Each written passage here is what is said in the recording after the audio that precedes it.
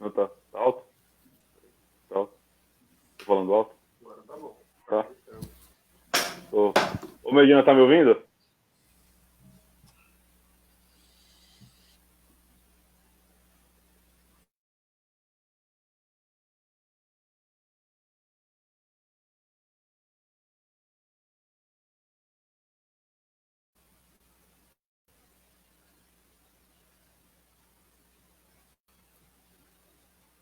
Alô?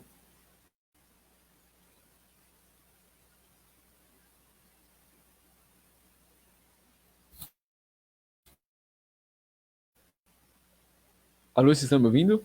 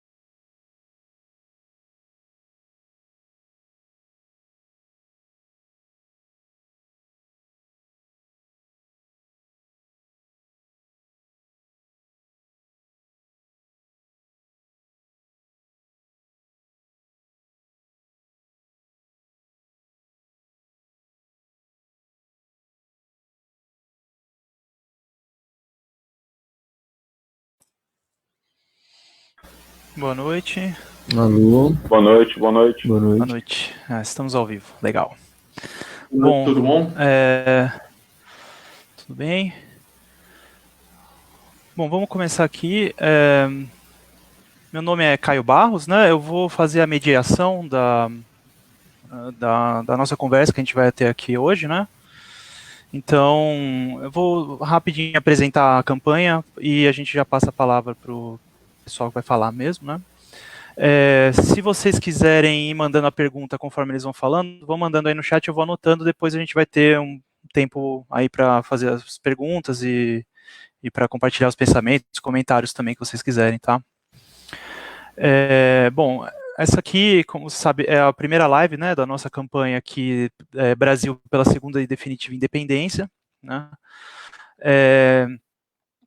É uma campanha que está sendo construída para ter o seu ponto assim de auge em 2022, né? Porque, como vocês sabem, em 2022 vão ser comemorados os 200 anos da independência do Brasil, né? E como a gente já pode prever, assim, os setores assim dominantes, das classes dominantes do país, vão utilizar dessa narrativa, né, para meio que tomar conta da narrativa da independência, né, do que ela significa, e a gente vai ver todo tipo de discurso, a gente já consegue prever esse tipo de coisa que vai acontecer, né. Então, a nossa ideia aqui é disputar justamente essa ideologia, né, e lutar pelo que seria realmente uma verdadeira independência do Brasil, né, o que significaria isso, né. Então, hoje a gente tem aqui os camaradas Hugo Ribeiro, Alexandre Rosendo e Abner Gonzaga, né, que eles vão falar de pontos da campanha, né. Nós quatro aqui somos militantes da campanha, nós estamos participando da campanha ativamente, certo?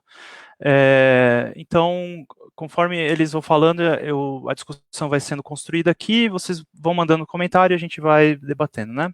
Então, eu vou passar a palavra agora já direto para o Hugo Ribeiro, primeiramente, né? E que ele vai introduzir sobre a campanha e as questões básicas, né? De onde a gente vai partir para isso. Boa noite, Hugo. Pode começar. Tá dando para me ouvir bem? Dá sim. Perfeito. Boa noite, pessoal. É um prazer falar pela campanha e também é um prazer falar para todo mundo que nos ouve que nessa noite tem dedicado um tempinho do seu descanso ou das suas atividades para ouvir a gente discorrer sobre política e sobre a história, queira ou não, sobre a história do nosso país. A gente se sente particularmente muito honrado por quem nos ouve, né? E como foi bem por Abner, desculpa, pelo Caio na introdução da fala, agora em 2022 há de se comemorar os 200 anos de que Dom Pedro I, do lado do riacho do Ipiranga, estendeu o braço, arribando o braço, e supostamente, com todas as implicações e com todos os desdobramentos disso, proclamou a independência do Brasil, né? Um ato simbólico e muito reforçado, a gente entende, dentro dos interesses da própria classe dominante, né? E como bem o Abner, estou colocando o Abner, como bem o Caio falou, a gente já antevê, diante de todo esse passado, desse avanço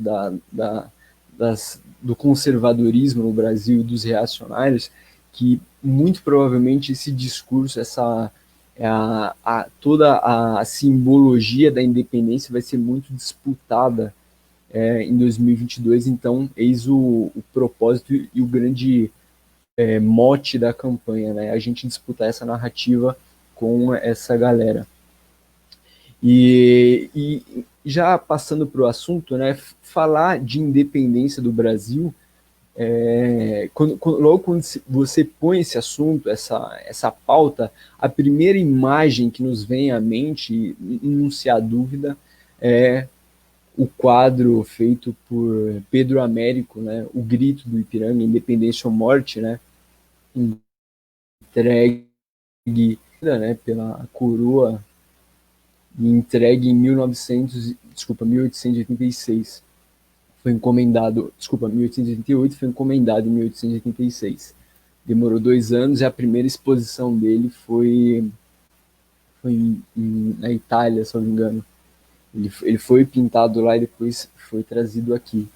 E para quem lembra da foto, se for possível, né, até tentar rememorar, pesquisar a imagem na internet, quando a gente olha aquela imagem composta por Pedro Américo, a gente vê que o trabalhador, na composição estilística, a composição da pintura, ele fica relegado a um canto inferior esquerdo da tela, que tem 4 metros por 7 de largura, né? 4 de altura e 7 de largura.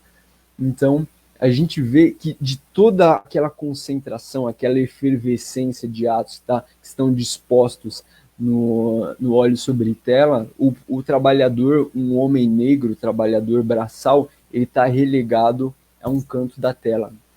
E daí a gente tem a pergunta: por que o trabalhador ali ele está relegado a um plano? A gente ali, se você vê, ele quase passa a margem da leitura da tela. Ele fica num canto completamente esquecido. E isso é muito representativo de todo o momento que se passava a já eminente república, né? A gente está falando de um quadro que foi entregue em 88, em 89 ia ser proclamada a república, né?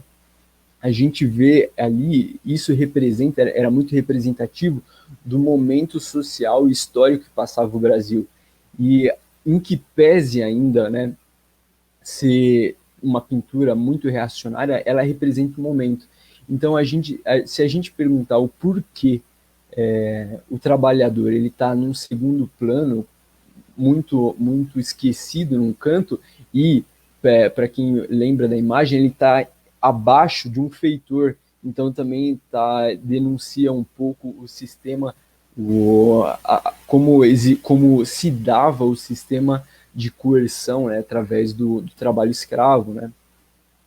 E assim, a resposta a essa pergunta, por que o trabalhador não participa dos eventos na tela, é porque o trabalhador ele nunca participou do processo político do Brasil.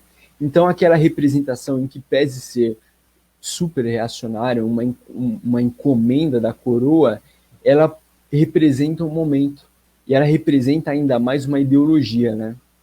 Então, a gente tem ali Pedro Américo, ele, subsidiado por Dom Pedro II, ele foi para a França estudar pintura na Academia Francesa de Belas Artes, e lá ele teve contato com a pintura romântica, né? E o romantismo é muito complexa essa questão, porque o romantismo era uma reprodução estilística da burguesia, sendo que a burguesia urbana europeia não tinha a menor identidade com a burguesia nacional. Então, e outra, que a pintura do Pedro Américo ela é tão reacionária que ela possui um estilo romântico, sendo que quando ela foi entregue em 86, já a pintura na França a pintura romântica já tinha sido ultrapassada pelos impressionistas, pelos pós-impressionistas, então ela é reacionária tanto na composição, ou seja, um brasileiro, Pedro Américo, que foi estudar na França, que teve contato, deveria ter tido pelo menos com princípios republicanos, vem para o Brasil, pinta os aristocratas, muito embora também a gente tenha que considerar que a Academia Francesa pintou Napoleão também com esse estilo romântico. Mas voltando para o Brasil, pinta endeusando, vamos usar esse termo, o monarca Dom Pedro I. lógico, cumprindo os propósitos de unificação de um povo em torno de uma ideia, de uma nação, né? Pinta o povo, então a tela é reacionária pela composição, reacionária pela técnica, né? E tudo isso a gente tem que olhar, né? Não se dá pela mera vontade do pintor de pintar uma tela, de representar um momento histórico, mas ainda mais por ser uma encomenda feita por Dom Pedro II, né, pela coroa, ela se presta a introduzir uma ideia de nação. A gente tem que lembrar também que na obra de José de Alencar, o Guarani, que também está dentro de toda essa produção romântica no Brasil, que era, sim, paga e subvencionada pela coroa, né? A gente tem que lembrar que Dom Pedro II tinha muitos artistas à sua disposição, era, assim, subvencionada. A gente não pode também esquecer, que José de Alencar escreveu para Dom Pedro II contra a abolição da escravatura aqui no Brasil, isso não pode esquecer. Então, a gente tem que ter isso em mente. Ou seja, essas ideias nacionalistas, elas sempre estiveram representando interesses escusos de uma classe dominante em detrimento do povo. A gente não pode esquecer do nazismo, o nazismo que também se pretendia nacionalista e, por sua vez, sequestrava, matou comunistas, fechou sindicatos. A gente não pode esquecer como o nacionalismo ele tem sido manipulado aqui no Brasil em torno de pautas reacionárias. Então, hoje em dia, a gente tem isso muito claro quando o governo Bolsonaro ou até mesmo outros governos anteriores, mas vamos olhar especificamente o governo Bolsonaro, que se diz nacionalista, mas que não fez nada em relação à venda da Embraer, ainda que não tenha se concretizado, mas outros bens nacionais que a gente vê sendo entregue sem nenhum critério, né? Então, toda essa questão do nacionalismo, eu acho que leva a gente, né, a uma pergunta derradeira, assim. O que de fato significou a independência do Brasil e se de fato houve essa independência do Brasil que meio que legitima esse discurso nacionalista. Acho que essa é a minha contribuição inicial, Caio. Valeu. Obrigado, Hugo. Então, eu acho que, assim, colocado bem eloquente, né, a questão da ideologia, né, como ela vem, assim, tem os seus símbolos, né, e vem carregando, né. Eu acho que isso já liga bem com o que o companheiro Alexandre Rosendo vai falar agora, né. Então, Alexandre, ele vai falar um pouco mais sobre a questão histórica, né, a dominação estrangeira do Brasil no dia a dia. Pode falar, Rosendo, com a palavra. Acho que você está mudo. Boa noite. Agora sim, estou ouvindo. Vamos lá. Tá. Estão conseguindo me ouvir agora? Sim. Pode seguir. Certinho. Antes de tudo, boa noite a todos e todas, a todos os companheiros e companheiras. Conforme o companheiro Hugo colocou na frase anterior, né, na fala anterior dele, muito, muito bem feita, a gente vai ver sobre como o discurso dito nacionalista aqui no Brasil, sempre em última instância, foi um instrumento que serviu não à nação brasileira, mas sobretudo aos gringos, aos imperialistas estrangeiros. Isso é um fator fundamental só para começo de conversa, né?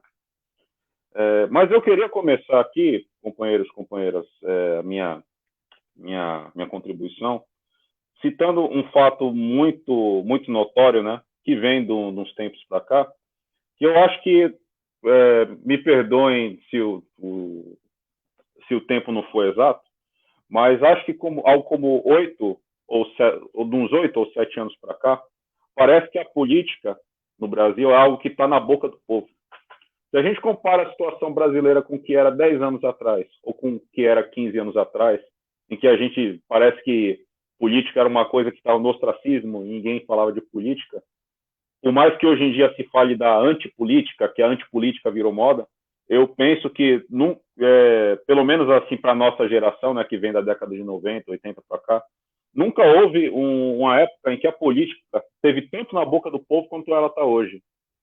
Hoje em dia, todos e todas querem falar de política, seja para falar coisa certa ou para falar coisa errada, mas o fato é que todos falam, né?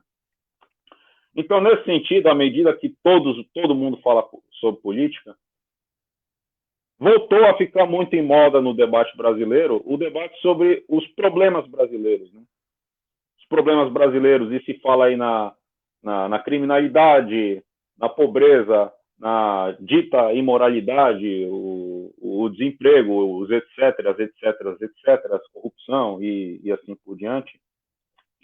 Só que, a despeito de toda a discussão desses problemas, existe um fracasso, né? Existe uma limitação em se compreender quais é que são as raízes desses problemas, né? Quais são as causas? Por que o Brasil é um país tão cheio de problemas, com os mais variados, etc., que podem acontecer, né?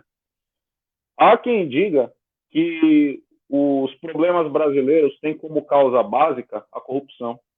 Ou seja, nós temos políticos corruptos, políticos que só querem saber de ganhar dinheiro e não de ajudar o povo, e que aí estaria a base para os nossos problemas. Então, a resolução dos graves problemas aqui no nosso país passaria pelo combate à corrupção e, por fim, a corrupção, que, por sua vez, os outros problemas estariam resolvidos. Há quem diga que os problemas brasileiros são uma coisa crônica e que derivam até meio que de uma carga genética, porque, em tese, o brasileiro seria preguiçoso, o brasileiro seria festivo demais, seria desordeiro, e que, pelo fato de o brasileiro ser preguiçoso, festivo, desordeiro, aí estaria a raiz dos nossos problemas. Por exemplo, o japonês já é um povo mais organizado, né? É o que se fala, né? Que por isso é um país desenvolvido. A Europa também são povos organizados e por isso se desenvolveram. Enfim, existem uma série de estereótipos, de ideologias antinacionais, né? Que basicamente colocam, assim, obscurecem as verdadeiras causas, né? De todos os problemas, graves problemas que nos afetam, né? Não é à toa que a campanha Brasil pela segunda e definitiva independência, culminando nos 200 anos da chamada independência nacional, colocamos o foco sobre como, 200 anos após a chamada independência nacional, o Brasil passa longe de qualquer independência. 200 anos após a chamada independência, nós ainda somos um país profundamente dependente, de forma que, no nosso entender, a dependência do Brasil em relação às grandes potências, a pilhagem do Brasil, o saque do Brasil pelas grandes potências, é o fator que está por trás de todos os problemas mais graves e mais básicos que afligem as amplas massas do povo trabalhador brasileiro. E queria aqui até mencionar casos muito cotidianos aqui, casos relevantes. Mencionemos aqui, por exemplo, a corrupção. Fala-se aí sobre como a corrupção seria a causa dos nossos problemas. Ao contrário, nós falamos que a corrupção é um desdobramento, um reflexo do problema da dominação imperialista estrangeira, e trago aqui dois fatos muito ilustrativos para falar sobre por que a dominação das potências está até mesmo por trás disso. Peguemos aqui, por exemplo, o caso estamos aqui em São Paulo, né? O caso do Geraldo Alckmin, né? Geraldo Alckmin andou recebendo uma grana aí por fora de uma empresa francesa chamada Alstom, para garantir para a indústria Alstom, exclusividade nas encomendas dos vagões do metrô do estado de São Paulo, ou melhor, do metrô da cidade de São Paulo, no caso. Isso era uma questão que apareceu muito na época, parece que não se fala mais hoje. Ou seja, você tem um agente estrangeiro pagando um burocrata brasileiro e, em troca do pagamento desse burocrata brasileiro, pilha o povo trabalhador com preços de passagens extremamente elevados. A gente pode pegar outro caso que também ficou muito, muito conhecido, o caso do nosso ex-senador José Serra, que disse também receber o chamado Caixa 2, montanhas de dinheiro de grandes empresas, de grandes petrolíferas internacionais, para que ele, se valendo do seu cargo público, fizesse leis, enquanto senador, que facilitassem a privatização, a entrega de áreas do petróleo e do pré-sal para as grandes corporações internacionais. Ou seja, são dois fatores clássicos de corrupção que não teriam razão de existir sem o interesse das potências imperialistas em pilhar nosso povo de qualquer forma que seja. Vamos falar de outro fator que também é um dos graves problemas, né? O caso da pobreza, da miséria em massa, do desemprego, que tem afligido ainda mais nosso povo, particularmente nesse período de pandemia. Vejamos, o imperialismo estrangeiro buscou colocar o nosso país como um país fornecedor de matérias-primas, que nós, na condição de povo atrasado, supostamente atrasado, de povo subdesenvolvido, não teria outro papel no mundo que não de fornecedor de café, que não fornecedor de açúcar, de algodão, e hoje em dia da soja, do minério de ferro, dos produtos agropecuários de maneira geral. E o que acontece? Esses produtos, né, são vendidos para o exterior e com a receita gerada por esses produtos se importa os produtos manufaturados do exterior. De maneira que, dado que esses produtos vêm importados para cá, o Brasil não consegue gerar empregos suficientes e dignos para o seu povo. E o Brasil permanece como um dos países, por exemplo, que mais trabalha no mundo. Se fala, eu lembro até um pouco tempo atrás, ainda se falava muito nessa coisa do trabalho escravo na China e tal, só falando que desde 2014 o trabalhador brasileiro já ganha menos que o trabalhador chinês. Está pau a pau com o mexicano, né? Para a gente falar aqui. Ou seja, a gente tem um problema da agroexportação, da dominação imperialista por trás da pobreza do país. Um outro fator pelo qual, que mostra também que a dominação estrangeira está por trás também da pobreza e do desemprego. Há um discurso muito recorrente no debate brasileiro que diz que o capital estrangeiro é bom para o país. O capital estrangeiro é bom porque ele atrai investimentos e com a atração de investimentos a gente gera empregos, aquela conversa toda que todos nós estamos já careca de escutar, né? O que o capital estrangeiro faz quando chega aqui é instalar o que a gente entende como empresas maquiladoras. Eles contratam os operários brasileiros, operários e operárias brasileiras, com a mão de obra extremamente barata, importam quase todos os insumos do exterior e revendem esses produtos no mercado brasileiro ou exportam com superlucros, de maneira que só por esse mecanismo de drenarem superlucros, só por esse mecanismo de importarem quase todos os insumos do exterior, podem ter certeza, para cada um emprego que o Brasil gera nessas empresas, você elimina 4 só pelo fato dos insumos serem importados e, por sua vez, o Brasil não tem condição de gerar empregos nesses outros setores necessários para a viabilização dessas empresas. Esse é um fator muito importante. Não só isso, porque esse é um fator, né, que realmente mostra também como a dominação estrangeira está por trás de um problema tão grave aqui do povo brasileiro. A dominação estrangeira está por trás até mesmo do alto custo de vida que o nosso povo passa, porque a questão é o seguinte: dado que o Brasil é constrangido a importar esses insumos do exterior, a gente vê, o Brasil é um importador de gasolina. Na medida que o dólar sobe, dado que isso é importado, o custo de vida sobe, o preço da passagem sobe, o preço de todas as mercadorias sobe. O diesel também é importado, boa parte do diesel é importado. A gente vai ver até mesmo um produto agrícola, o Brasil, um dito celeiro do mundo, o país onde se planta tudo dá, né? Nós somos um país importador de trigo, de maneira que, na medida em que o Brasil tem que importar trigo, quando o dólar sobe também, o preço do pãozinho sobe, o preço da pizza sobe, e assim por diante, né? E essa parte aí que eu falei do trigo está muito relacionada também ao problema da agroexportação, porque dado que o Brasil é constrangido a produzir na sua agricultura, na parte do extrativismo, somente as culturas que são aceitas no mercado exterior, não é interessante que se produza localmente, né? De maneira que até mesmo produtos da cesta básica brasileira, pouco a pouco, já começam a ser importados. Nos últimos anos, o Brasil tem importado feijão, por exemplo. O Brasil tem importado alho. Quem sabe daqui a pouco começa a importar até o milho de São João e assim por diante, tal. Justamente porque se avança sobre as culturas de de subsistência, né? E fica o Brasil constrangido a exportar produtos agrícolas para o exterior para manter, equilibrar a dita economia e tal. Esses são só alguns dos pontos que eu queria mencionar e tal, já concluindo aqui minha fala.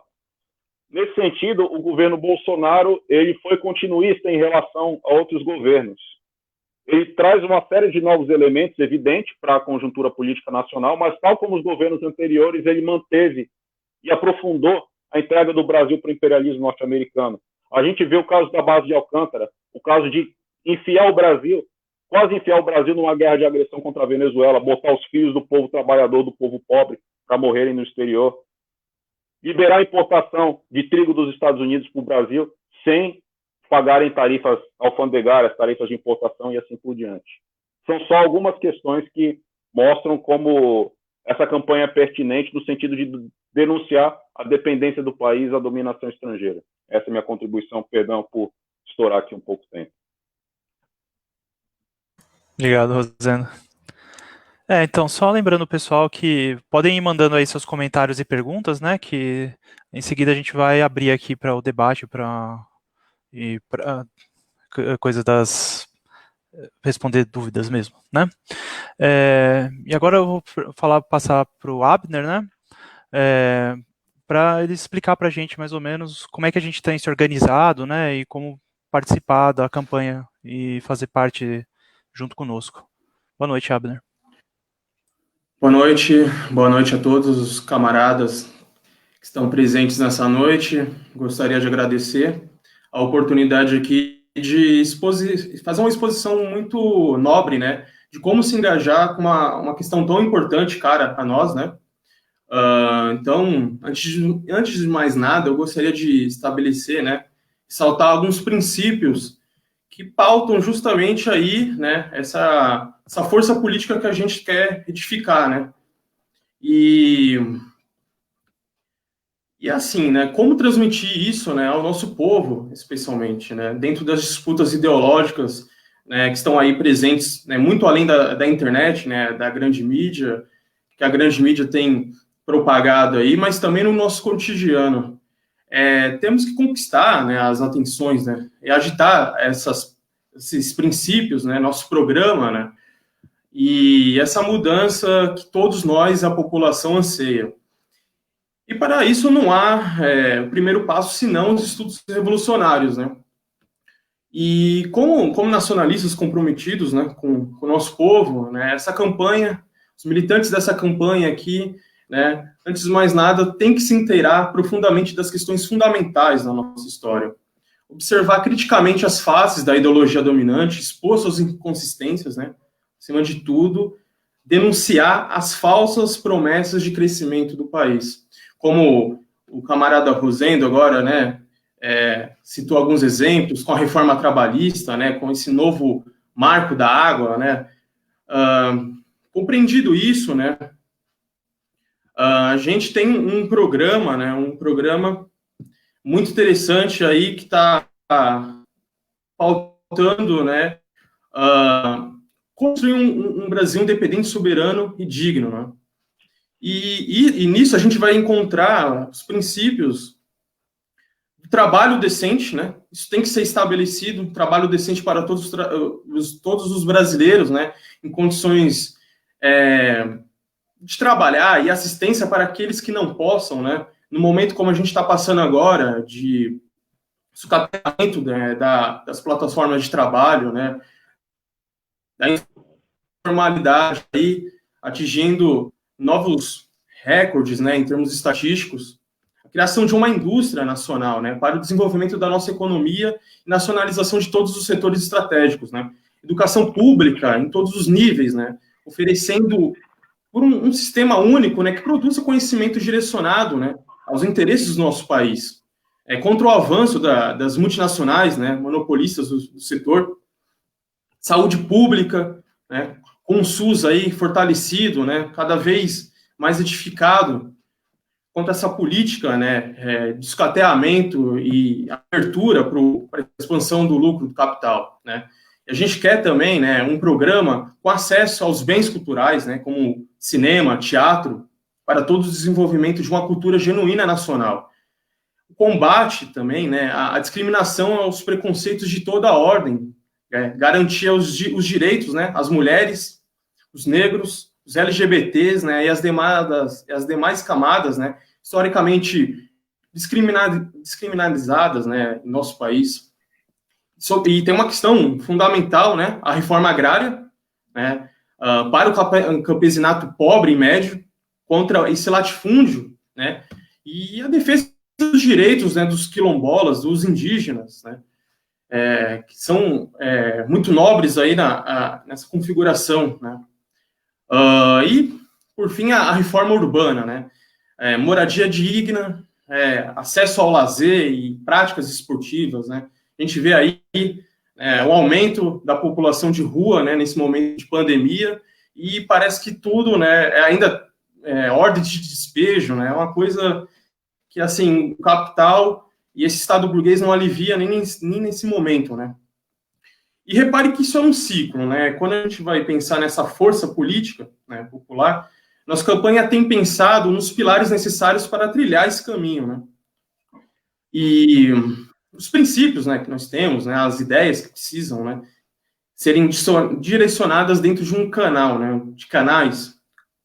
E, bom, a gente tem realizado aí, né, 2 grupos para a gente se engajar dessa questão histórica, né, do Brasil, e também um grupo de conjuntura, né, para a gente discutir constantemente o que tem acontecido, né, é muito complicado a gente se inteirar, e com tanta informação, né, bombardeamento de informações, né, e sem falar da informação tóxica, né, que está aí estabelecida, a gente às vezes perde muito tempo com isso, querendo superar esses mitos, né.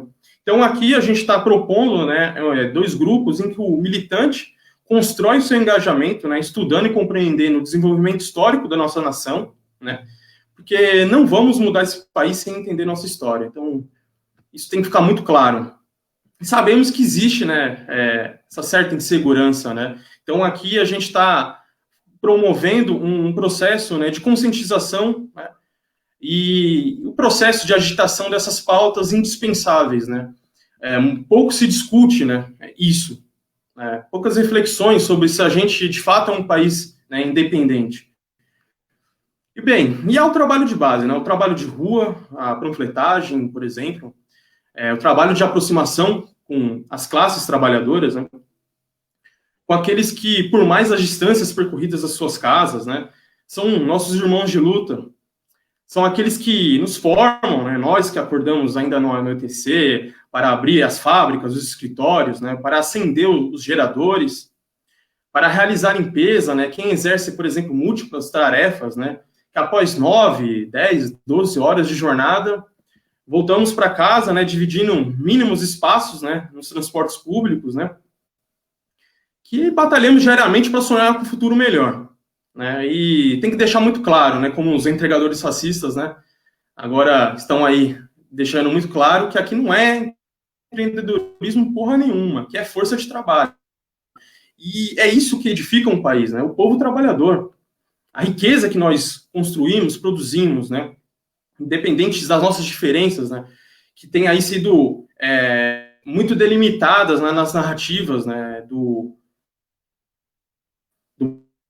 bolsonarismo e da grande mídia. Mas a gente, quando compreende isso, porra, a gente trabalha tanto, né? Cadê as nossas riquezas, né? Você pode voltar um Estão pouquinho, nos roubando? pode interromper. E é a partir de uma reflexão como essa que podemos, né, começar a nos engajar. O que acontece no cenário político brasileiro, né, o que é esse lado, essas forças que...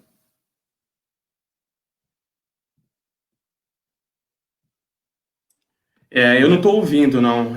Caio, qual foi o ponto que eu parei? Não, acho que você pode retornar da parte dos entregadores, a partir dali. Porque foi cortando aos poucos, assim, aí perdeu parte da fala. Melhor retomar. Perdão. Tá ok. Como os entregadores, né, antifascistas têm deixado muito claro, né, que não tem empreendedorismo. Que tem força de trabalho, né? E a gente vê com uma linha, né, que está aí no front, né, de uma pandemia, tem sido tratado, né, como miseráveis, né, e nenhum prato de comida, né, nenhum equipamentos de proteção são disponibilizados, né, a esses trabalhadores, né, que estão aí em contato também com o consumidor, antes de mais nada, né. Então, você vê o nível, né, é o que se produz, né, pela força, pela técnica de trabalho. E aí a gente reflete, né, faz uma reflexão sobre isso. Porra, a gente está trabalhando tanto, cadê nossas riquezas? Estão nos roubando, né?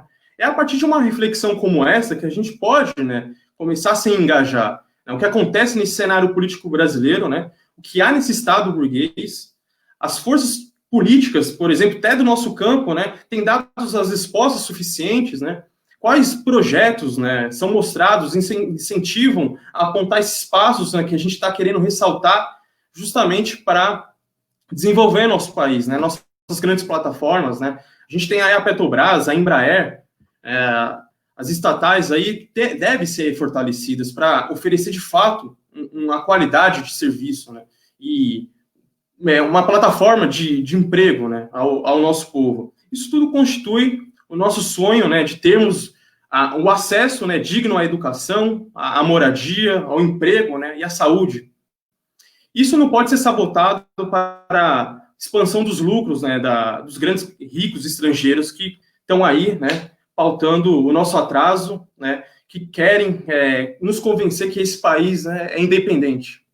E, por fim, essa compreensão crítica se constrói com esse ciclo, né, que eu quis fazer aqui, a explanação, em que, primeiro, essa compreensão histórica fomenta as teorias revolucionárias, né, como que a gente vai construir essa mudança, essa independência definitiva, as estratégias, né, de libertação desse país. A gente precisa estudar, precisa colocar isso em prática, fazer essa agitação, e com essas estratégias, né, de agitação e propaganda, vamos trazer à cena esse programa nacional, né, comprometido com o nosso povo.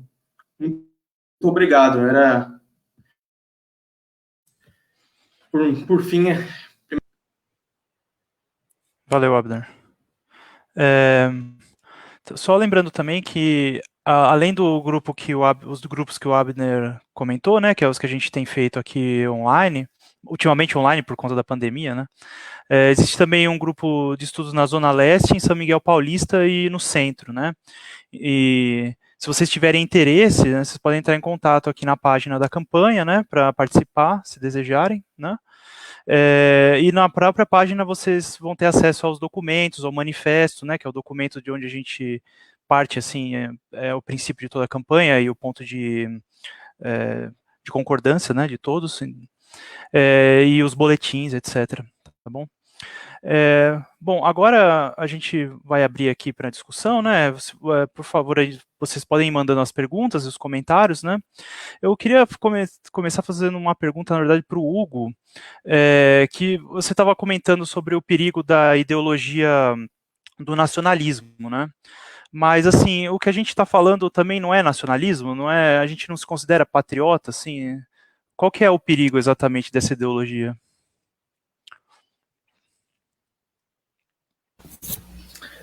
Perfeito. Acho que essa questão é um grande divisor de águas, né? Eu acho que tudo, quando até aquelas questões que inicialmente eu coloquei, a gente não pode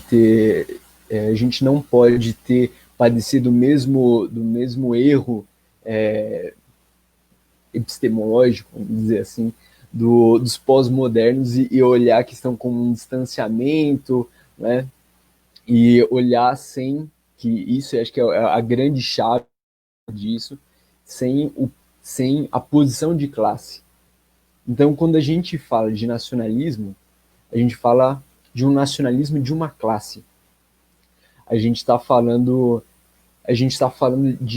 do povo trabalhador, de um nacionalismo que ele de fato possa representar e atender aos interesses do povo trabalhador. Então, quando a gente fala naquilo que, por exemplo, como eu falei na pintura do Pedro Américo. Se pretendia nacionalista. No entanto, a gente viu claramente na representação pictórica, né, da tela que o trabalhador negro ele estava excluído, né? Então a gente até vê assim que o nacionalismo, quando ele não é posto, por exemplo, vamos olhar o exemplo atual hoje. Quando a gente vê o Bolsonaro, né, nessas carreatas desses lunáticos aí, se gritando acerca do nacionalismo, a gente pode ver que ali está representado os negros? Acho que não. As religiões de matriz africana? Também acho que não. O povo pobre das favelas? Não.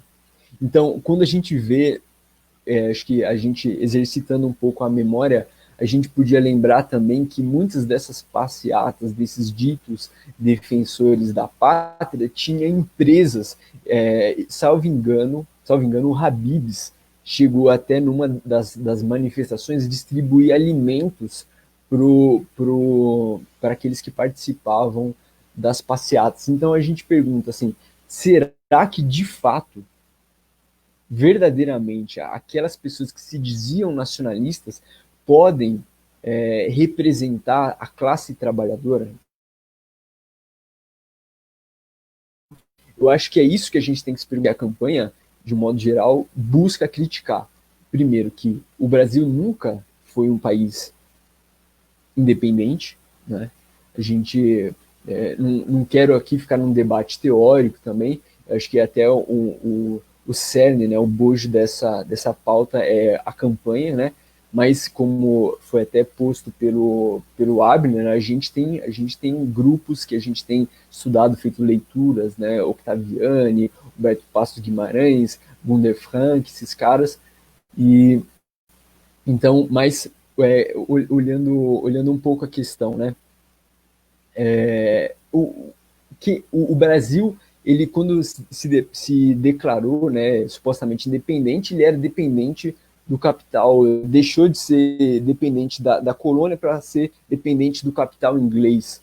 Depois do capital inglês entra logo a dominação norte-americana. Então é isso que a gente tem que pôr. A gente nunca foi nacionalista. Os ditos nacionalismos, os falsos, né, que não passam de um civilismo entreguista, né, de empresas supostamente e brasileiros supostamente defendem interesses pátrios e nacionais, no entanto são meros intermediários de interesses imperialistas, né?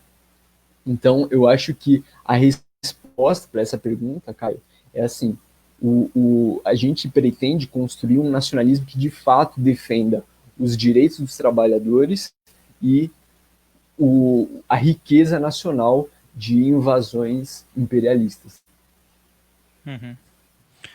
Então, eu tenho essa impressão também que a ideologia do nacionalismo, ela tem muito essa característica de você juntar uma sociedade que, na verdade, está rachada ali entre dominantes e dominados, né, entre exploradores e explorados, e você monta ali uma imagem, um modelo de como se fossem todos uma coisa só, unidos, juntos por um único objetivo, né?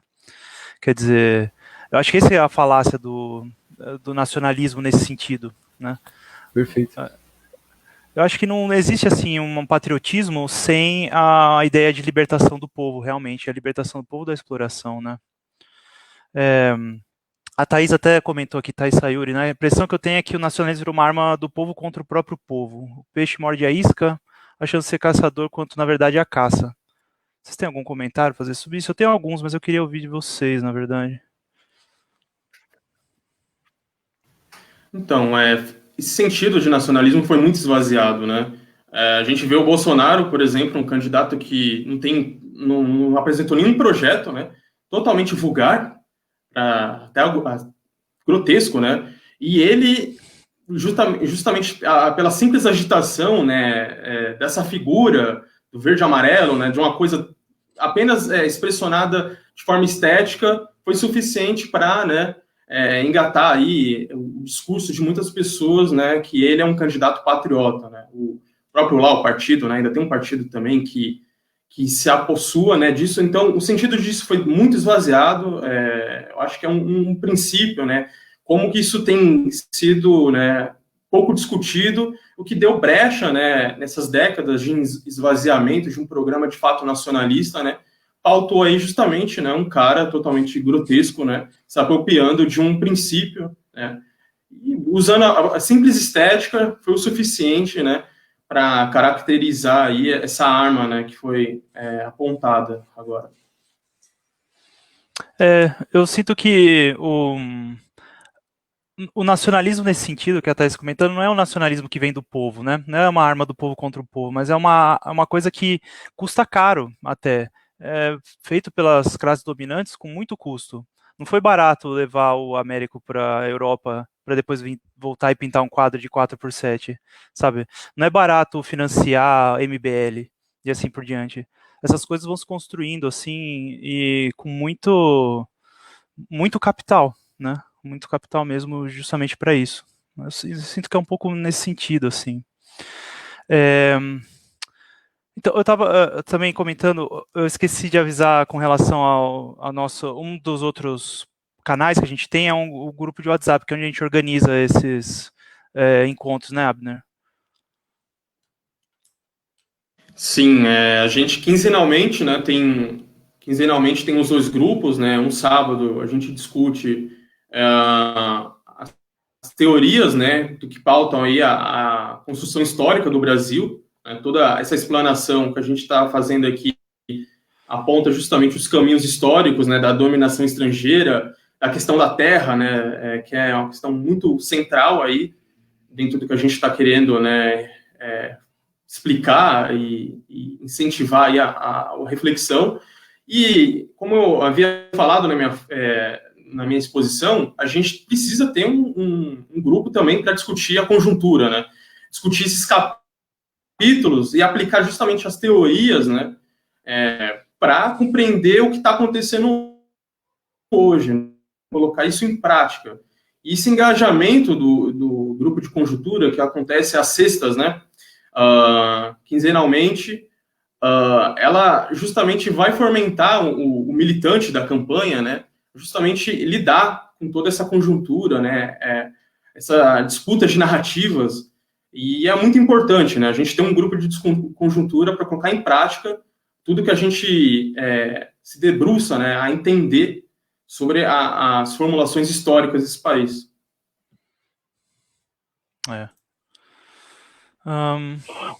Poderia só fazer uma parte aqui, por gentileza, nesse tema que foi colocado? Por favor, Rosana. Justamente, né, acrescentando aqui o que os outros companheiros falaram, eu acho que é importante, né, acho que o Hugo foi muito feliz quando ele trouxe aí o quadro do Pedro Américo, né, que é aquela coisa lá de quem está levantando a espada é a aristocracia, no caso, né. Aí você vê lá do lado a figura do povo, né, representada lá provavelmente pelo camponês e tal, olhando meio que numa situação de passividade, essa visão aristocrata de nacionalismo, né, no caso. E a única coisa que eu tenho a dizer sobre esse dito nacionalismo é que isso não passa do nacionalismo de goela, num falso nacionalismo, como foi colocado, né. Porque você vê, foi citado muito aqui o exemplo do senhor Jair Bolsonaro. O senhor Jair Bolsonaro basicamente faz convoca aquelas manifestações, né, para fechar o Congresso, fechar o STF, não sei das quantas e tal, e você vê logo atrás dele uma bandeira dos Estados Unidos e uma bandeira de Israel, né, esse que é o nosso nacionalista, né. A gente vê um nacionalista, né, como o senhor Jair Bolsonaro, que basicamente está... Uma das questões que mais falou até mesmo em período de campanha era como o Brasil ia prosperar importando armas de Israel, como se já não fizesse muito tempo antes, e essa prosperidade parece que não tinha chegado, né? A gente vê como que fulano é nacionalista quando ele basicamente pegou um pedaço do território brasileiro, né? No caso, a base de Alcântara, né?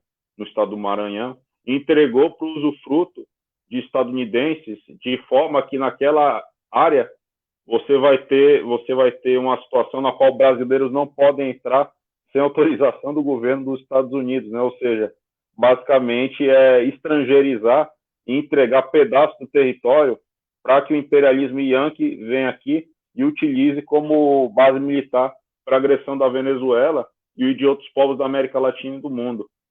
Eu acho que o único nacionalismo possível, né, de ser falado, é aquele nacionalismo que coloca em xeque, primeiramente, a dominação da propriedade latifundiária, que entrega os recursos naturais do país, entrega a produção agrícola para satisfazer a sede de lucro dos grandes monopólios. Né? É o nacionalismo que leva em conta a necessidade de se nacionalizar as empresas estrangeiras, que são verdadeiros interpostos também para saquear a nossa nação, a nossa classe operária, o nosso campesinato, o povo trabalhador de maneira geral. Nesse sentido, eu acho que o termo nacionalismo popular ou nacionalismo revolucionário, em contraposição ao falso nacionalismo, esse dito nacionalismo aristocrático, essa coisa meio do civismo ou coisa parecida, é uma coisa que deve ser levantada. É isso. Eu acho que é por aí mesmo.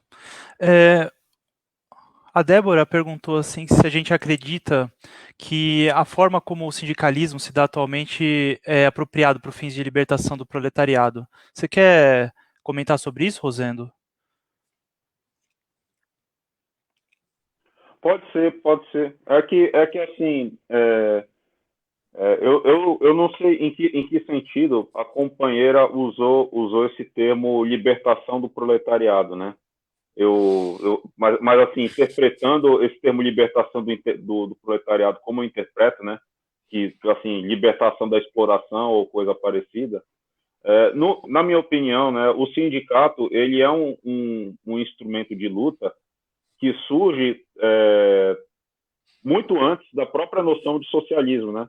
Quando ainda não sentia uma compreensão adequada aí das leis que regem o capitalismo, não sentia uma compreensão do que era o socialismo ou coisa parecida. Ele é um instrumento que visa justamente lutar pelas demandas imediatas da classe operária nas condições em que ela ainda se encontra explorada pelo capitalismo, né? Ou seja, é um instrumento de luta imediato, né? De luta econômica, ainda que possa servir a libertação do proletariado na medida em que seja organizada com a perspectiva aí de construção do socialismo, coisa parecida, que é algo que também está, muito embora a nossa campanha trate da perspectiva da libertação nacional, né, de denunciar a dominação estrangeira, no nosso próprio documento base a gente vê que nada disso vai ser realmente efetivo caso a gente não avance realmente para a libertação do proletariado, como a companheira falou, que, no nosso entender, é a construção do socialismo e o comunismo.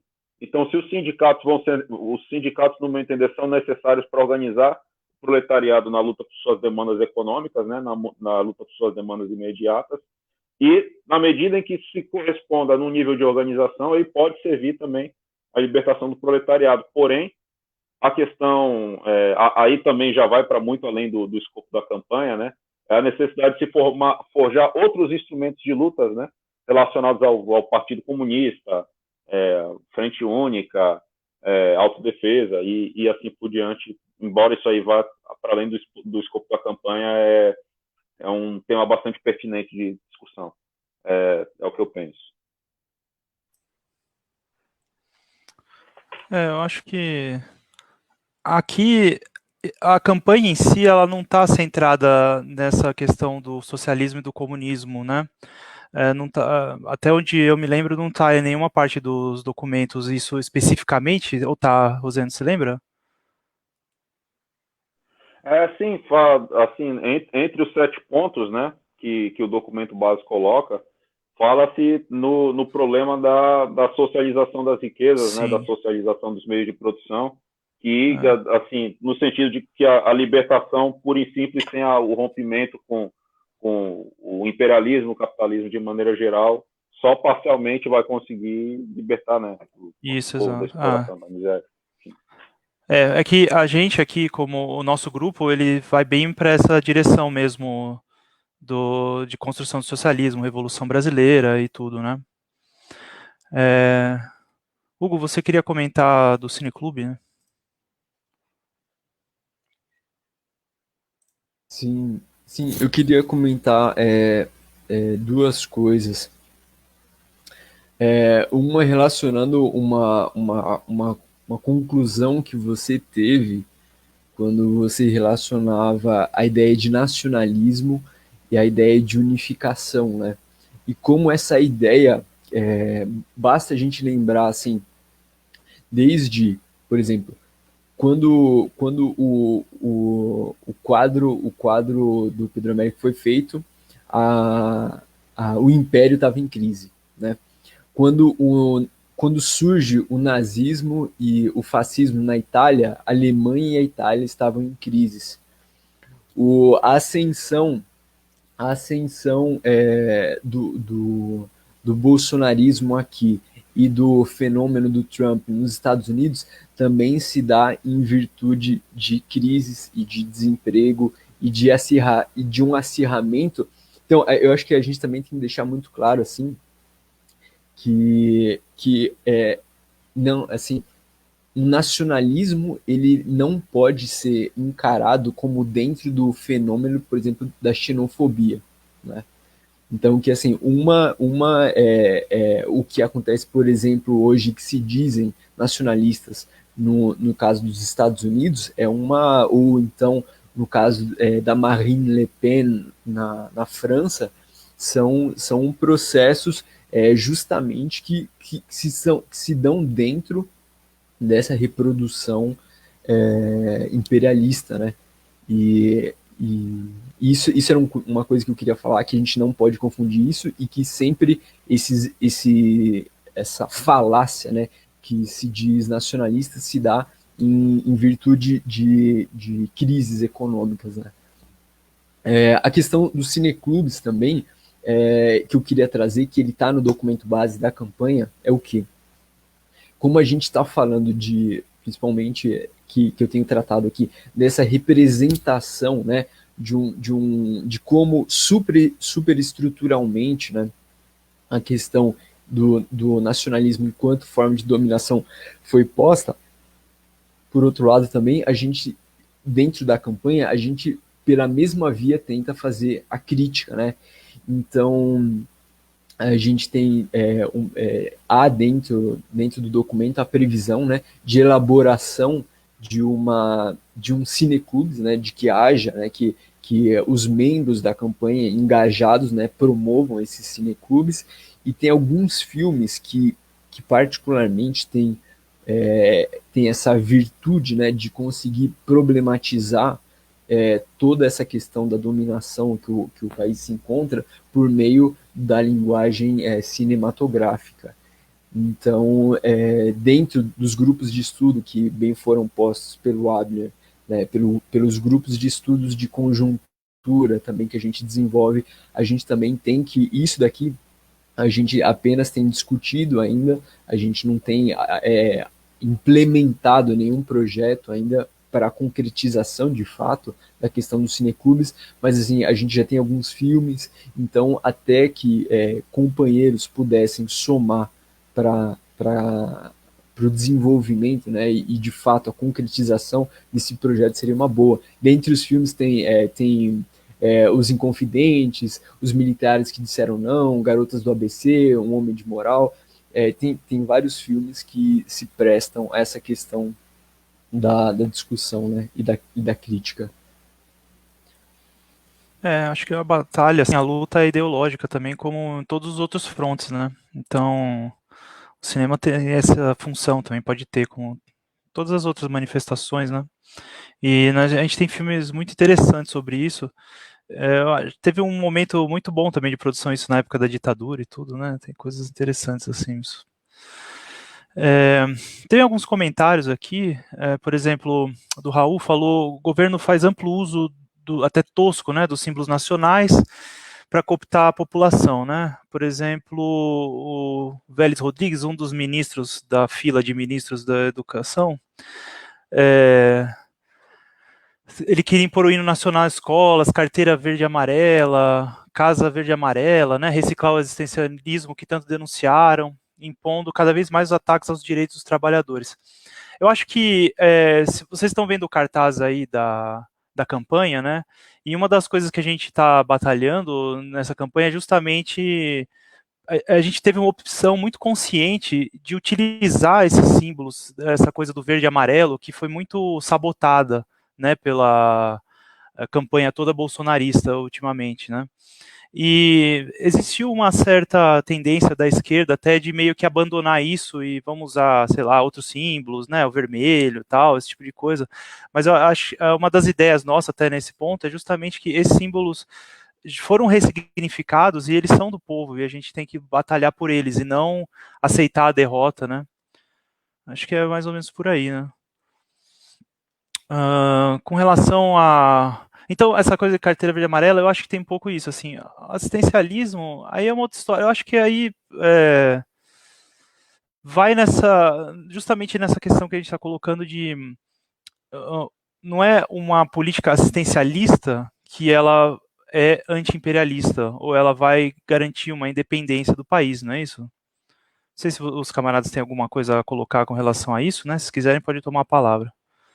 Mas o assistencialismo em si, o que a gente viu, né, nas experiências dos últimos anos, assim, políticas, é que a dominação continuou, se não a mesma, até maior, né, com políticas de assistencialismo ou não. Então, isso está um pouco distante do que a gente propõe, na verdade. Brenda, né? Sim, até então, né? Até então, só acrescentando um comentário, durante o lulopetismo, né, foi muito esvaziado essa questão, a gente pautar mais a classe trabalhadora, né, as classes trabalhadoras como consumidoras, né. O Bolsa Família, eu né, particularmente, vi que o efeito disso a longo prazo, né, foi pautar a classe trabalhadora nesse assistencialismo, né, ao consumo. E claro que teve avanços muito interessantes, né, embora os acordos a se estabelecer, né, um acesso à universidade, por exemplo, né, até a expansão do SUS de alguma maneira, né, que já estava ali estabelecido, eu vejo que a classe trabalhadora, né, o povo brasileiro foi muito instrumentalizado nesse assistencialismo ao consumo, né, e não como se enxergando como classe. Acho que foi uma coisa muito demarcada, né, nesse processo. E o assistencialismo, eu não sei, né, eu acredito que é uma forma de instrumentalizar, né, de condicionar uma política de intermediação, né, mas isso sempre vai pautar, eu sempre pautou aqui no Brasil, numa experiência de fortalecer, né, a burguesia, né, de medida que isso, né, em poucos anos, né, foi totalmente destruído. Pois é. Inclusive, esse tipo de debate, assim, e de discussão sobre tanto de conjuntura como teórica, por exemplo, o que é o existencialismo, qual é a nossa posição em relação a ela, tudo isso é construído nesses nossos grupos, assim, de trabalho que a gente propôs, né? Então, se vocês têm discordâncias, concordâncias, querem debater sobre isso e colocar, venham participar com a gente. Eu acho que isso é o mais importante, assim, do que a gente ficar só colocando a nossa opinião aqui, assim, né, como se fosse a verdade absoluta, né? Não é isso que a gente está querendo, né? Pelo contrário. Comentário da Brenda. A classe dominante brasileira sempre andou a reboque de interesses externos, da metrópole portuguesa, do capitalismo inglês e agora encabeçado pelo domínio do imperialismo norte-americano. O Brasil é um país semicolonial, defender o nacionalismo é um preceito básico para o projeto de desenvolvimento nacional. Então, essa conceito de semicolonial, semifeudal, são conceitos que a gente tem debatido muito nos nossos grupos, né? Então, até convidar de novo, venham, porque esse tipo de coisa é diário, assim, na nossa conversa, né? Mas isso me dá um gancho que eu até queria passar para o Rosendo, na verdade, porque ele deu vários exemplos da dominação estrangeira no Brasil com relação às multinacionais, né, a precarização, etc. Mas isso, você vê que não é uma coisa que é de hoje, né, é histórica, assim, né. Então, não sei se o Rosendo tiver alguma coisa para comentar sobre isso, né. E aí eu vou até aproveitar para fazer o gancho, já pegar duas coisas em uma, que foi uma pergunta sobre como a gente vê a figura do novo precariado, né, que a Débora falou. E aí você pode já emendar as duas, Rosendo, se quiser, a gente comenta qualquer coisa.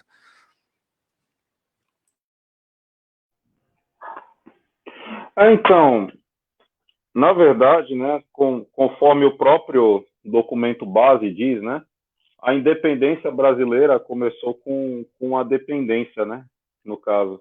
Porque o Brasil, para se tornar dependente, teve que pagar uma indenização milionária, né, para Portugal, que para preços da época jamais ia conseguir pagar, e acabou se enrolando nessa dívida externa e tal, até chegar nos múltiplos problemas que nós temos hoje, né, no caso. É porque quando eu falei aqui a primeira vez, eu me preocupei muito em relacionar a dominação estrangeira com os problemas cotidianos, principalmente do agora. Mas a dominação estrangeira, conforme a gente vem argumentando, não é uma coisa que começou de 10, 15 anos para cá, nem tampouco começou com o governo Bolsonaro. É algo que meio que marca todo o conjunto da história brasileira, né? Conforme a companheira Brenda falou, né? Aí nos comentários, falou o colonialismo português, depois o capitalismo britânico, depois o imperialismo yankee. Isso aí sempre foi uma constante no Brasil, né? De forma que as classes dominantes brasileiras, principalmente os seus setores mais abastados, né? Elas nada mais são do que intermediários, né? De estrangeiros ou coisa parecida e tal. E isso aí sempre foi o fator que determinou o nosso desenvolvimento histórico, político, sempre atrelado a essa problemática, né, no caso. Pegar aqui a própria crise de 2014, 2015, ela eclodiu porque você teve, desabou o preço do minério de ferro, do petróleo, da soja, do café, do açúcar, que são os produtos que o país exporta tradicionalmente, né? E aquela coisa toda. Agora, o novo precariado, né? Isso que foi falar, assim, no meu entender, eu tenho um problema muito sério, assim, eu falo assim, no meu entender, né? Eu tenho um problema muito sério com esses termos, né? O novo precariado, o novo proletariado, a nova classe trabalhadora, coisa parecida, porque, assim, sei claro que existem categorias diferentes, né? Categorias novas, né? É só, assim, infelizmente, né? Eu acho que quando a gente vai falar de proletariado, de classe operária, a gente se apega muito a caricaturas, né? Caricaturas que a gente imagina lá, o cara com a boina, ou o macacão cheio de graxa, ou coisa parecida, e qualquer coisa que meio que fuja dessa caricatura vai para novo precariado. Mas, no meu entender, são categorias novas, né? Recentemente surgidas do próprio trabalho assalariado, né? Do proletariado ou coisa parecida e tal. Existem aí categorias novas, né? Ramos novos da produção que vão surgindo, né? E isso foi uma constante. A gente vê né, quando a Revolução Industrial começou, você não tinha o setor da indústria de máquinas, né? Que é uma classe operária que surgiu bem depois, você começou na parte têxtil, mas naquele período ninguém parecia considerar que o trabalhador que estava na indústria de máquinas era o novo proletariado ou a nova classe trabalhadora. São novas categorias que o desenvolvimento vai trazendo, assim, na minha opinião, no caso. É o que eu penso, ao menos em termo conceitual, né? Mas agora, assim, em termos de perspectivas organizativas, né, caso por gentileza, a pergunta abranja isso também, eu acho, assim, inclusive a campanha, né, se manifestou em favor aí da greve dos entregadores e tudo mais. Foi uma greve que foi marcante, né, no meu entender, justamente porque se tratou, né, e se a gente considerar os entregadores, né, como o novo precariado, como está colocado na pergunta, né, você vê uma categoria que é bastante nova, né, no conjunto da produção social, uma categoria que não tem um centro unificador, uma representação sindical, o que é uma coisa que dificulta, ou seja, a falta de experiência de luta, a falta de um centro unificador sindical, e o fato de ser justamente uma categoria recente, uma categoria que tem grandes dificuldades de organização e tal, conseguiu fazer uma greve que, a despeito de não ter mobilizado a totalidade da categoria, não param de surgir notícias sobre como restaurantes tiveram problemas para, assim, entregas que demoraram mais de 1 hora para fazer para um local que ficava exatamente do lado do restaurante, restaurantes que tiveram que pegar excepcionalmente entregadores fixos porque a greve estava tendo problema ou coisa do tipo e tal. Coisas que a gente tem que acompanhar, né? Novas experiências, né, que vão surgindo e que, na perspectiva da luta contra a reação brasileira, contra o imperialismo norte-americano, em favor da independência, é da maior importância a gente estar acompanhando atentamente. Perdão por ter me estendido muito. Tranquilo. Tem uma pergunta aqui da Luana. Na verdade, são duas, né? Então vamos uma de cada vez. Como pensar a organização sindical com a crescente do trabalho informal livre, autônomo e precarizado? Acho que é mais ou menos o que a gente estava comentando agora, né? Com relação a isso, né? Vocês têm alguma coisa a mais a acrescentar com isso? Eu gostaria. Sim. Desculpa, pode falar, Hugo. Você já... Acho que você também queria falar, né, Abner? Rapidinho. Quanto a essa questão, eu acho que a gente poderia olhar por dois caminhos. O primeiro é um processo de esvaziamento que acontece dos sindicatos, né? Não vou dar aqui as causas, não quero polemizar nesse sentido, mas existe um processo de esvaziamento e de enfraquecimento da luta sindical no Brasil, né?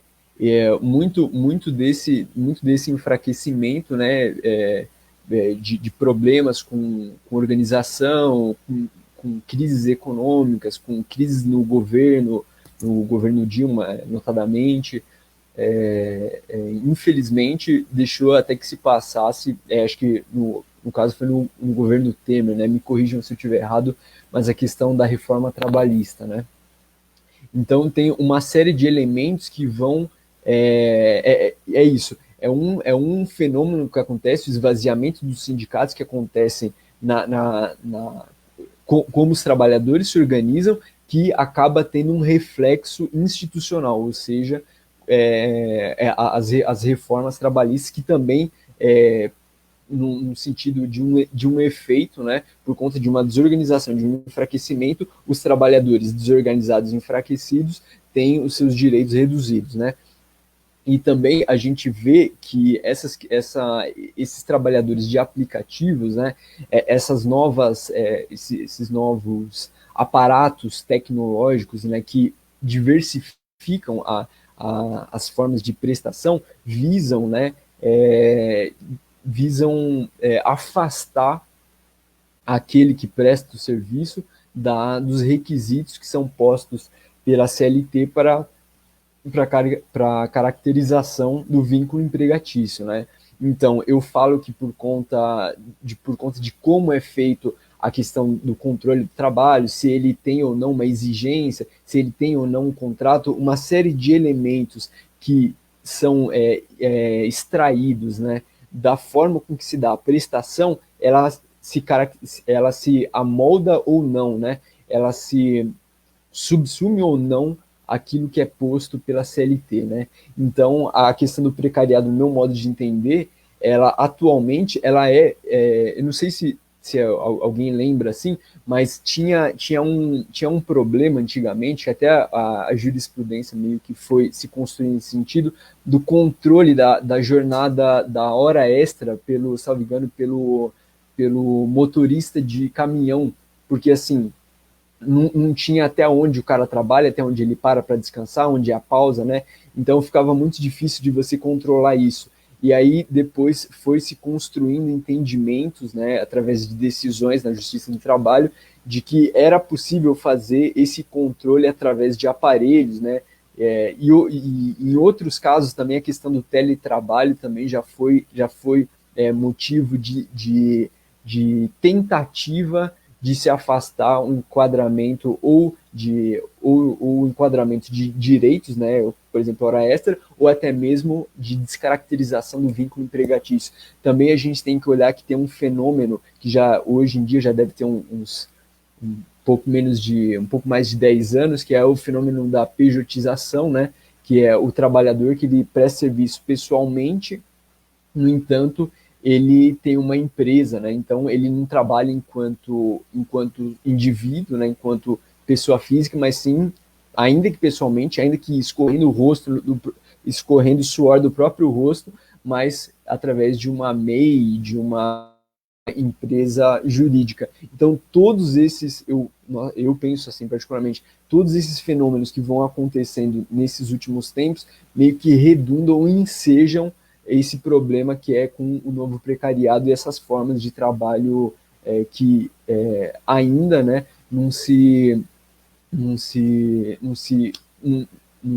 não tem, né, a guarida dos direitos conquistados pelos trabalhadores na CLT, né?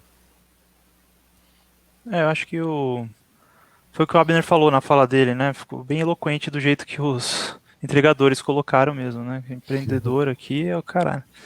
Quer dizer, essa coisa de empreendedorismo a gente sabe que é conversa para boi dormir, né? Isso daí é bobagem. Então, seguindo aqui na Luana, que é um comentário longo, tem uma outra questão um pouco mais teórica, né? Então, para debater, se a gente acredita que priorizar a contradição entre imperialismo e dependência, né, em suposto detrimento da contradição capital-trabalho, facilita o contato com os trabalhadores, né? Levando em conta que os trabalhadores trabalham cada vez mais em multinacionais, como RAP, etc. Né? Vocês têm algum comentário com relação a isso?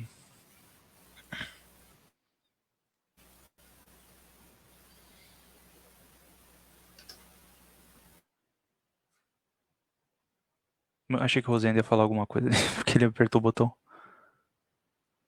O microfone tá mudo. O meu Agora microfone estava mudo aqui, estava tendo dificuldade. Diga lá. Assim.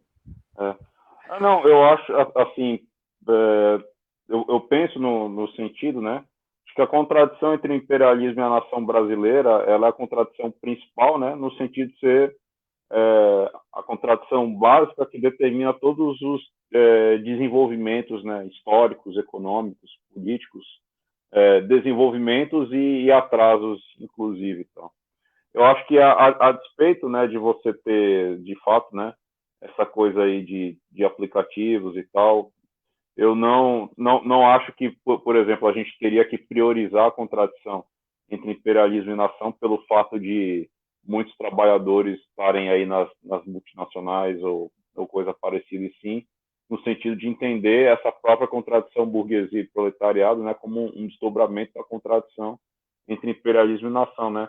Aí, para falar também da própria contradição entre o conjunto do povo brasileiro e o sistema latifundiário no interior e tal. Acho que a coisa estaria mais aí, mas eu não entendi se seria, assim, tô com uma certa dificuldade de entender a pergunta, né? Seria no sentido de discurso, de contato ou coisa parecida, assim, mais essa dúvida que eu queria tirar mesmo. Não sei, a Luana de repente pode esclarecer depois aqui pra gente. Tem um comentário aqui do Nicolas, né, sobre comentar a internacionalização da Amazônia, né, que intensificou as queimadas, né, teve indignação humanitária das potências imperialistas da Europa, né, e articulado a isso como aliado a isso, né, como se articula a questão do indígena na segunda independência, né, porque existe uma certa noção de civilizar os povos indígenas por alguns progressistas, né, para dizer que em vez de dizer que eles são atrasados, místicos, né, tratam deles dessa maneira. Vocês têm alguma coisa para comentar aí, gente?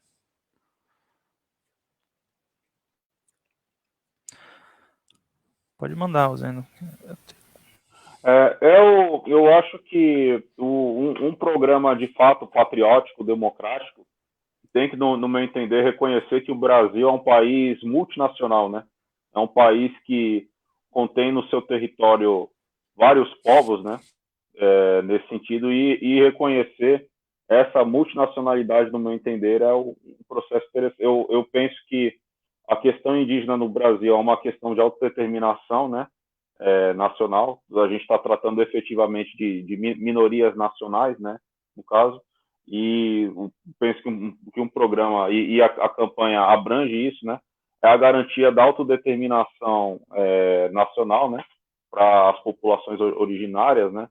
os quilombolas, tal, por meio do reconhecimento da legitimidade dos seus territórios originários, né? Protegendo esses povos contra o avanço das multinacionais capitalistas ou coisa parecida. Mas eu penso ser muito difícil fazer isso aí quando o Estado brasileiro inteiro não está aparelhado não só pela milicada, né, como também por como a própria milicada, toda bancada, justo pelas empresas que, de fundo, são responsáveis pela pilhagem das populações tradicionais ou coisa parecida. O pessoal lá do Mato Grosso do Sul que ganha super lucros aí explorando o trabalho dos indígenas aí no corte da cana ou coisa parecida, mas nesse sentido você tem um problema da autodeterminação nacional, do reconhecimento dos territórios originários, e o programa de reforma agrária, né, busca também, né, assim, fala-se no nosso programa de reforma agrária para o campesinato pobre e médio, mas evidentemente essas populações constituem populações de primeiro calibre, né, de linha de frente na luta contra a reação rural, né, que inclusive conduz aí a arbitrariedade, né, massacra o nosso povo e, sem sombra de dúvidas, me parece que esse é um tema até, por mais que todo mundo fale, né, na questão indígena, mas sempre relacionando o indígena muito com a questão mais ambiental. Me parece que existe até assim, na pequena burguesia urbana, até um tom que eu não gosto muito, parece meio paternalista com relação aos indígenas, mas no decorrer das discussões existe um debate ainda muito pobre sobre como incorporar as populações tradicionais para a luta política contra o imperialismo estrangeiro, né? É a minha opinião. Acho que é por aí. Eu acho que eu ia comentar mais ou menos também nesse sentido, assim, passa pela nossa campanha o reconhecimento dos povos originários, né?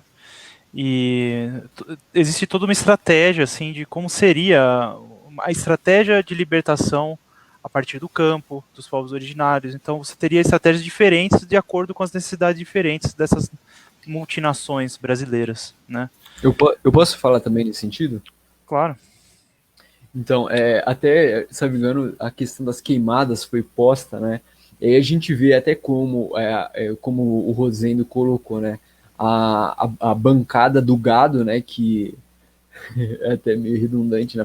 Relacionar Bolsonaro e gado, mas como a gente vê essa questão, essa bancada que elegeu ele, né? Que tem por trás latifundiários e como eles se beneficiam dessa agora, né, através das queimadas, que não é coincidentemente que desde o começo do governo Bolsonaro o número de queimadas aumentou, se centuplicou em questão de dias, né? A questão daquilo que ele chamava, né, o Bolsonaro em fase de campanha chamava de fiscalização xiita, né, dos órgãos de fiscalização, veio quase a números baixíssimos, né, de efetividade, em grau de efetividade durante o governo Bolsonaro, e como uma coisa está relacionada à outra, né? A gente tem o desenvolvimento de um suposto ideário nacionalista que legitima um inconsequente, um louco como esse presidente, e como todos os outros interesses de alas mais atrasados, como latifundiários, grandes imperialistas, grandes representantes, né, como se fossem agenciadores desse imperialismo internacional, estão todos interligados, né? Então a gente tratar da questão a questão nacional é tratar, em última instância, em defesa das terras, dos quilombolas, dos indígenas, né? Então, uma coisa está muito imbricada na outra, uma vez que aqueles que cobiçam as terras que hoje em dia são protegidas aos quilombolas e aos indígenas, como a gente bem sabe que o Bolsonaro até já usou termos odiosos para se referir aos quilombolas, né? Cobiçam tanto essas terras, né? Então, eu acho que existe uma relação essencial entre a luta pelo nacionalismo e, em última instância, a luta pelo interesse dos povos originários. Pessoal, a gente está chegando quase no nosso teto aqui, né? Aqui são 10h25, a gente vai até 10h30. Eu vou colocar então uma última pergunta, que vai ser só que a gente vai ter tempo aqui para fazer, né? E depois a gente já podia partir para as considerações finais, tudo bem?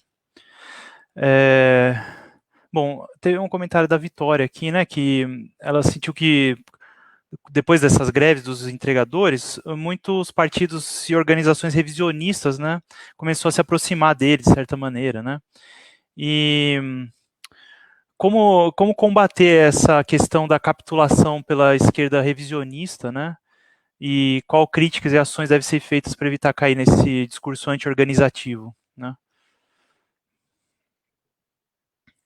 Acho que, nesse caso, o Rosendo, de novo, seria um comentário sobre isso. Eu também teria algum, mas eu gostaria de ouvir de vocês, se possível.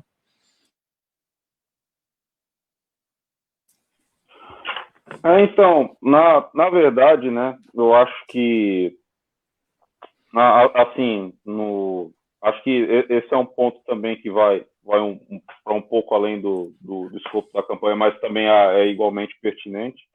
Eu acho que estava vendo esses dias, né, uma entrevista lá daquele companheiro, o Paulo Galo, que fundou os Entregadores Antifascistas, e ele falou que assim, ele não falou num tom pejorativo, né, mas o tom pejorativo sou eu que estou dando mesmo. O pessoal teve a cara de pau de chamar ele para ser pré-vereador, né, ou coisa parecida, virar político. Aí ele recebeu até acusações, né, dos próprios entregadores de estar querendo virar uma espécie de novo Lula ou coisa parecida. Ele falou que a política dele é outra, não é nada disso que ele quer fazer.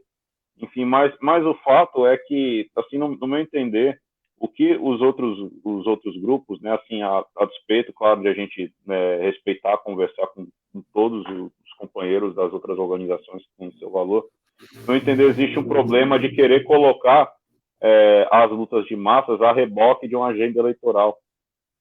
Porque uma das coisas que eu mais escuto, né, é aquela coisa, né, de que todos nós compreendemos os limites das eleições, né, que as eleições são táticas e a gente sabe da importância dos movimentos sociais ou coisa parecida. Eu acho que eu já ouvi esse discurso em todos os partidos, basicamente. Só que o que você vê é o contrário, né? Pelo contrário, uma subordinação, né, dessas lutas às necessidades eleitorais, né? Agora recentemente, acho que tem um mês e pouco, mais ou menos, o Freixo deu uma live aí na qual ele falou que ia retirar a candidatura dele a prefeito do Rio de Janeiro em prol de uma unidade de esquerda, mas você não vê o cara dando um A sobre as condições do movimento operário, do movimento camponês. Não se vê um ânimo, né, em debater isso aí, tanto quanto debater agendas eleitorais, coalizões, barganhas ou coisa parecida. Então, eu acho que para que não se caia nessa mesma prática, né, o fundamental é a discussão sobre que caminho seguir, né? Acho que esse é o ponto mais, assim, sem querer fazer as grandes considerações sobre as grandes coisas a serem feitas, é primeiro o que nós somos, né? Que caminho nós queremos chegar, o que fazer e como fazer, né?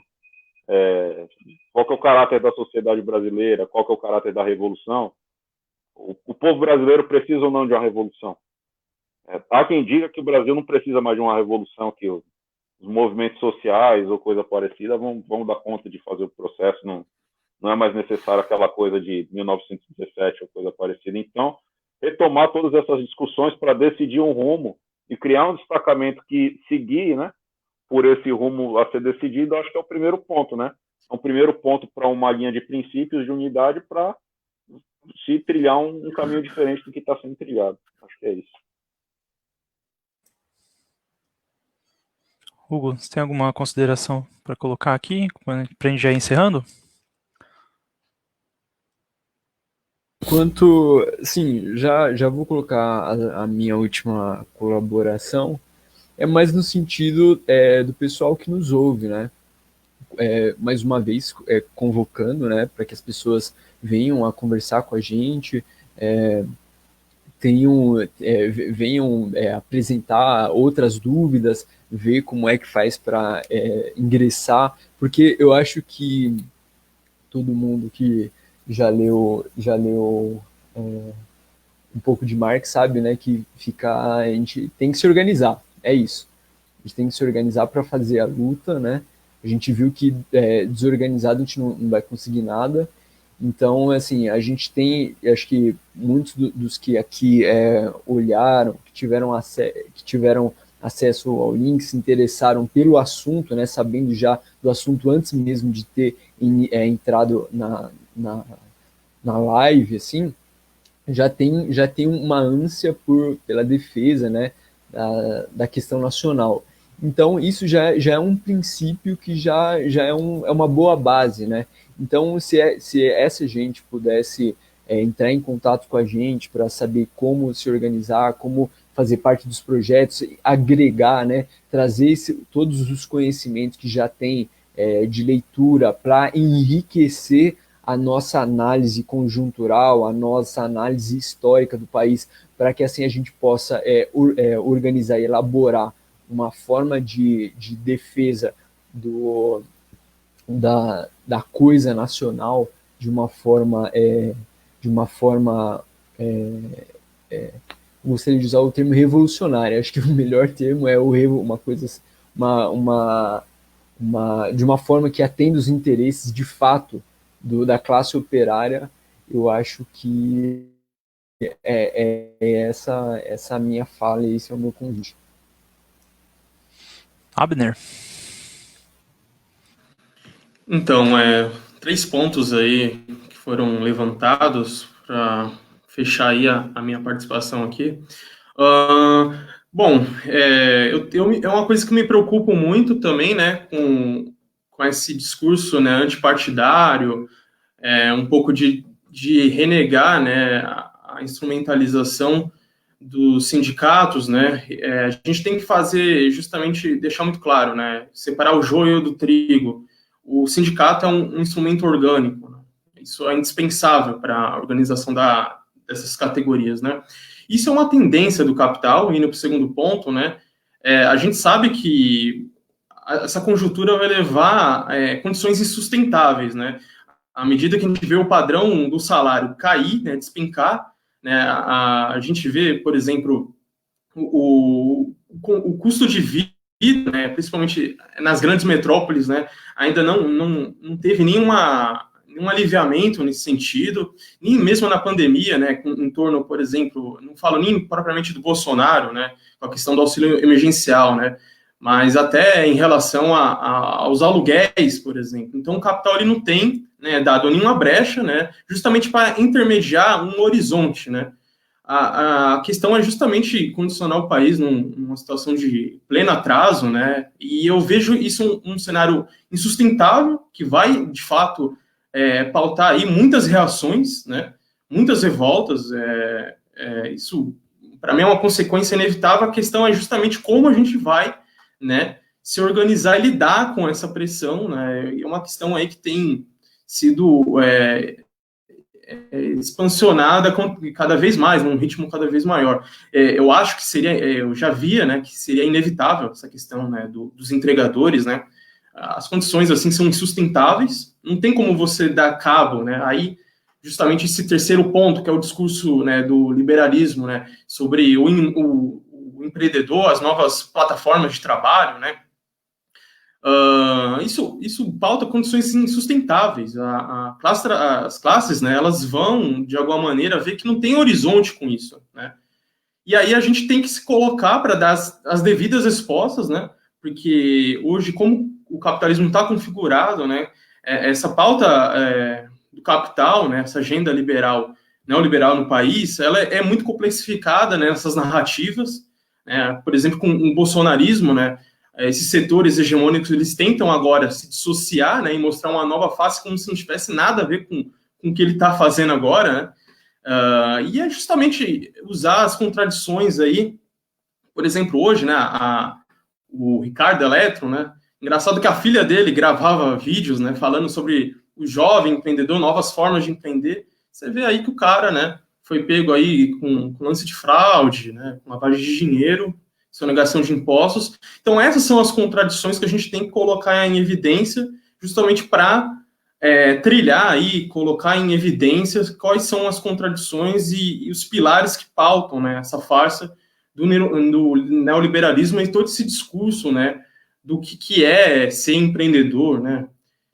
Bom, e é isso. Eu sinto, assim, até complementando um pouco o que o camarada Rosendo disse com relação a essas perguntas fundamentais, assim, eu acho que a pergunta que a gente está colocando também é muito fundamental, né? Quer dizer, voltar a discutir a independência definitiva mesmo do Brasil, o combate ao imperialismo, né? Você vê que são coisas que também foram sendo meio que destruídas pelo discurso ideológico conforme foram acontecendo as ocorrências do século XX, né? Fim da União Soviética, fim da ditadura brasileira, essas coisas foram meio que ficando no marasmo e uma coisa como se fosse tabu até. E eu acho que é mais ou menos assim, esse é o objetivo um pouco da campanha, é colocar de volta esses problemas que eles sempre estiveram lá, no fundo. E se a gente só ficar fingindo que eles não estão ali, eles vão pegar a gente de surpresa depois, sabe? Eles vão estar ali de qualquer maneira. Então é uma coisa que tem que ser colocada, assim. Bom, eu queria. Já foi postado aqui no chat, né? Mas eu queria só recomendar que a gente tem o livro de divulgação da campanha, que tem o documento base, né? Tá o link ali no chat. E também o manifesto da campanha, né? Convidar vocês a lerem, né, esses documentos, porque são eles que balizam toda a campanha, né? E a partir deles, todo o resto, assim, a gente está em construção constante, né? Tudo em movimento, como sempre, né? Dialético. Eu queria agradecer muito a participação dos camaradas Abner, Alexandre, Hugo e a todos por terem assistido aqui, né? E desejar uma boa semana para todos, né? Boa noite, assim, e pela segunda definitiva independência do Brasil. Obrigado, gente. Boa noite.